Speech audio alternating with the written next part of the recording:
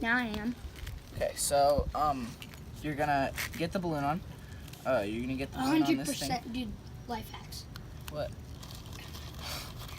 Okay, so yeah, you're gonna get the balloon on the top of this beaker right here. Somehow, if you can do it. You might need a friend to hold it. So yeah, we chose up, up, and away. We're gonna need the balloon for this experiment. So we're gonna isolate this air inside here. Just nothing is gonna get out, nothing's gonna get in, and we have let it cool in this ice water for 3 minutes, and we're gonna switch it, and we're gonna go into the hot water. This is hot water, and we're gonna see what's gonna happen. Look at to the this difference balloon, between the balloon when it's in the cold and the hot. It's already starting to inflate. It's kind of crazy.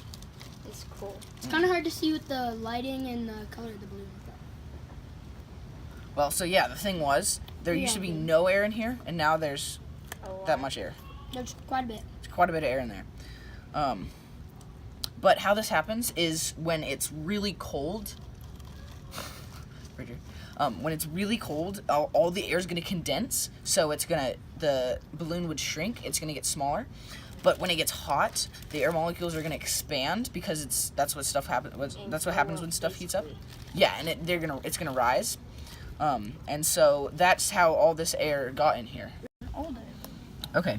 Why did the balloon get sucked into the Erlenmeyer flask when the beaker was hot and was placed in a cold bath? Okay, so the balloon sucked into the Erlenmeyer flask when it was hot, got placed in the cold bath because the molecules were super expanded, and they had expanded when it was hot, but when it was put in cold, they had compacted, and so there was less space, and the molecules became more dense, and the space was small.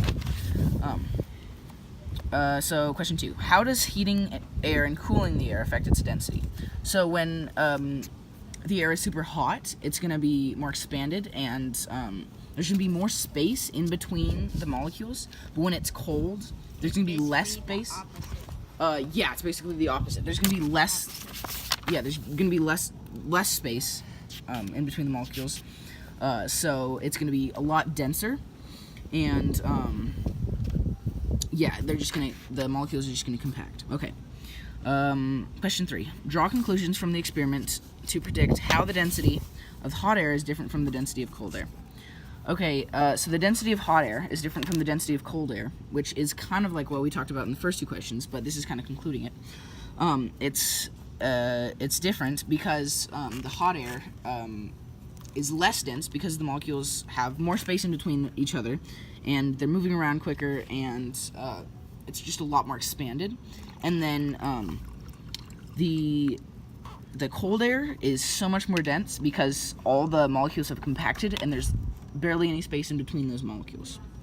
So when you put the beaker into cold water after it's been in hot water, since the molecules were big and they were all bouncing around and making the balloon inflate, now when you put it in the cold water, the molecules will start shrinking and getting more compact, and it'll deflate the balloon and it won't have any air in it.